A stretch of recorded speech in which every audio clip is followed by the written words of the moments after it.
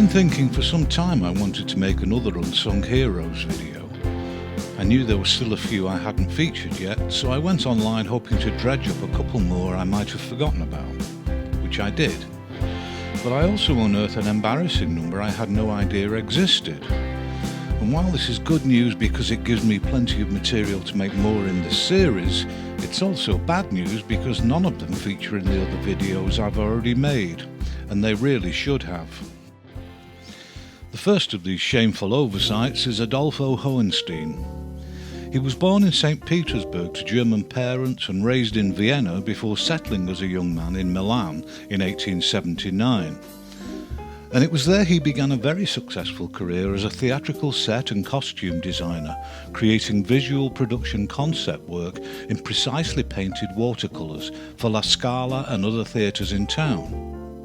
In 1889, Hohenstein took a job in the studios of the Recordographical Workshop and began creating emotionally charged posters and other promotional work, such as operatically themed postcards, for many productions, and before long the success of this work led to him being appointed artistic director for the studio. Hohenstein's poster art in particular reveals him to be a rare example of an Art Nouveau stylist who actually predates Alphonse Mucha, if only by a few years. And for that, if nothing else, Hohenstein deserves to be better known. The recognition he earned with his operatic work brought him to the attention of many other clients who lined up to have Hohenstein's dramatically lit aesthetic appeal applied to their products, which were almost invariably some form of alcoholic drink. Like Mucha, Hohenstein's work typically featured a skillfully blended combination of painted and graphic elements with sensitive incorporation of letterform, making it much more than simply a picture with some words on it. We know for sure that the posters were printed as lithographs, but some of it predated true full colour, so the earlier work had to be created through traditional lithographic separation, as with the posters of French pioneer Jules Chéret and Mucha himself. Not only did Hohenstein use varying levels of render and detail within his posters, but also varied the levels of graphic reduction from one image to the next.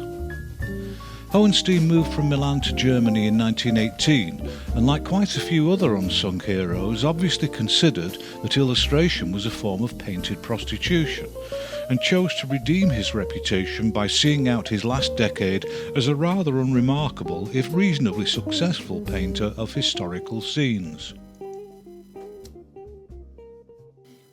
Born in Dublin of an English father and French mother, René Bull originally studied to become an engineer, but wisely changed direction and took a course of drawing lessons from the renowned French cartoonist Caran d'Ache in Paris. On his return to Dublin, he had some work published in local newspapers, but quickly realised he needed a bigger market, so he moved to London in 1892, working freelance for various magazines. In 1896 he was hired as a war artist, and he travelled from one hellhole to another, drawing violent conflicts as they took place around him. While covering the Boer War in 1900 he was badly wounded and sent back to London, and as he recovered he resumed his career as a humorous illustrator, with a linear style clearly influenced by Caran d'Ache. In addition to monochrome magazine work, Bull was quick to recognise the lucrative potential of colour comic postcards and the equally popular fashion for collecting cigarette cards. In 1905 he was commissioned to create black and white spot illustrations for an edition of the Uncle Remus stories. The more prestigious and better paid colour work was produced by Harry Rowntree, but it was a good start for Bull and led to colour book illustration using his carefully applied combination of line and watercolour. Bull's Arabian Nights illustrations from 1912 in particular demonstrate his remarkable talent for plausible, frequently comical figure work and an equal ability with atmospheric and romantic scenic illustration. And with many years' experience of working in monochrome, he had by now developed an altogether more subtle, expressive linear approach, which he used for the many spot illustrations he also produced. Although by 1914 he was 42 years old, Bull joined the Royal Naval Air Service in World War I, and after the war he transferred to the RAF and eventually reached the rank of Major. But despite his military career, he continued to produce illustration, even if the volume was drastically reduced, throughout the 20s and 30s up to his death at the age of 70. Italian illustrator and theatrical designer Umberto Brunelleschi studied art in Florence before moving to Paris in 1900, where he was soon offered commissions for magazines such as La Vie Parisienne and La Rire, and costume design work for theatrical productions.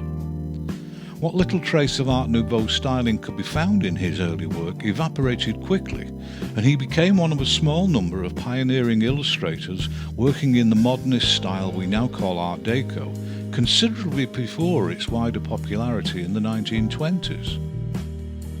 Brunelleschi had started illustrating books using this more graphic approach as early as 1912, with a collection of charming but modernist flat illustrations for fairy tales by Charles Perrault. Brunelleschi enlisted in the Italian army during the First World War, but he was one of the lucky ones who survived and returned to Paris soon after the war was over. In the 1920s, his reputation for theatre design grew to the point where he was working for the highest profile theatres and opera houses throughout Europe. And throughout this period he experimented with varying levels of abstraction, using posterized flat colour applied with watercolour or gouache, which was not easy to achieve in technical terms. Nobody seems to know why, but from the 1930s until his death in 1949, Brunelleschi only illustrated books. And although they were mostly classics of French literature, they were also decidedly adult in content. And for this sexually graphic work, he abandoned his Art Deco style altogether and created images which were far more traditional, highly rendered and anatomically realistic, even if his females looked rather like they had had silicone implants. Whether the greater realism of this work was to prove he could actually draw representationally, or it was simply to raise the erotic plausibility of the illustrations, we can only guess. Given how many astonishing representational illustrators America has produced, it's not so surprising that a talent as remarkable as that of Leslie Thrasher should have escaped almost everyone's attention. Thrasher studied at the Pennsylvania Academy of Fine Arts and was already a commercial illustrator at the age of 17 before he had even graduated.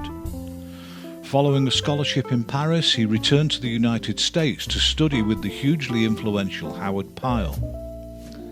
Thrasher's first major commission was a duotone cover for the Saturday Evening Post in 1912, and in subsequent years he produced another 22.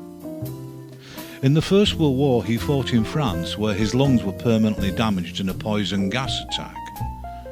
But he survived at least and returned to America to settle in Long Island. In 1924 he was asked to create a cover for the newly launched Liberty magazine, and Thrasher made the most of this opportunity, eventually creating 360 full-colour illustrations in just 8 years. This contract alone made both Thrasher's reputation and his fortune. Like virtually every other American realist of the period, oils were Thrasher's chosen medium, and he used them with a remarkable skill to create vivid and plausibly solid characters with highly controlled brushwork.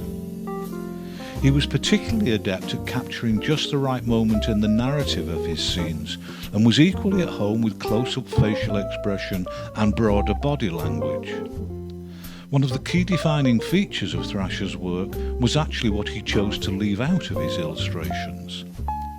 Frequently his characters were set against white backgrounds, and while he happily painted background detail in support, it was usually kept to a minimum to focus the viewer's attention on the narrative element. And as so frequently happens, the popularity of his magazine work had advertising agencies queuing up to use him, and that was even better paid.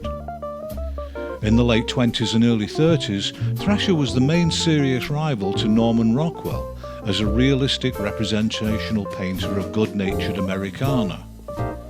But unfortunately for Thrasher, both his life and career were cut short in 1936 when he died in a fire at his home. Had he lived longer, he could well have equalled Rockwell's status in the history books. The style of British illustrator Joan Kiddell-Monroe could not be less like that of Thrasher and his fellow realists. She studied at the Chelsea School of Art and worked in an advertising agency for a few years before becoming a freelance illustrator. And beyond that and the date of her birth and death, little is known about her life. But fortunately there is a reasonable amount of her work to be found online. Kiddell-Monroe had a remarkably distinctive stylistic approach, which was the product of the limitations of two-colour printing, and which in her case was actually the greatest defining virtue of the work. The choice and combination of colours and the range of effects in their application gave this work a particularly strong design sense and aesthetic balance. Quite a lot of her output was monochrome, and here particularly she demonstrated a confident abstracted approach with a tightly controlled and graceful line quality not often seen outside Oriental calligraphy. Virtually all her output was bookwork, and throughout the 30s and 40s it was almost entirely devoted to folk tales and myths from around the world. And appropriately she skillfully incorporated elements of traditional folk art into her broadly Art Deco styling. She was known to experiment with different media, including scraperboard, washes of watercolour and pen and ink, but how her two-colour work was created is unclear. They could be gouache paintings, and some of the stippling and tonal gradation she used supports this idea, but it's more likely she used the traditional method of separate print runs for each colour. This image of her original artwork seems to confirm that, as what's indicated here in red was actually printed green. She had some success with her own Orientalist styled series featuring a panda titled In His Little Black Waistcoat, which was first published in 1939. And in the 1940s she illustrated a series of 6 ladybird books known as The Adventures of Wonk. And although these full-colour illustrations aren't without appeal, they do lack the distinctiveness of her duotones and monochrome work. By the 1950s, Kiddell-Monroe's career had lost momentum, although her version of the Arabian Nights, published in 1951, had some success. And although she lived her later life in Mallorca, she demonstrated a remarkable return to form with Aesop's Fables, published in 1972. Sadly, this was also the year she died. Which brings us to the end of this instalment. But there are still quite a few heroes I need to make amends for, so fingers crossed I live long enough to finish the list. See you next time.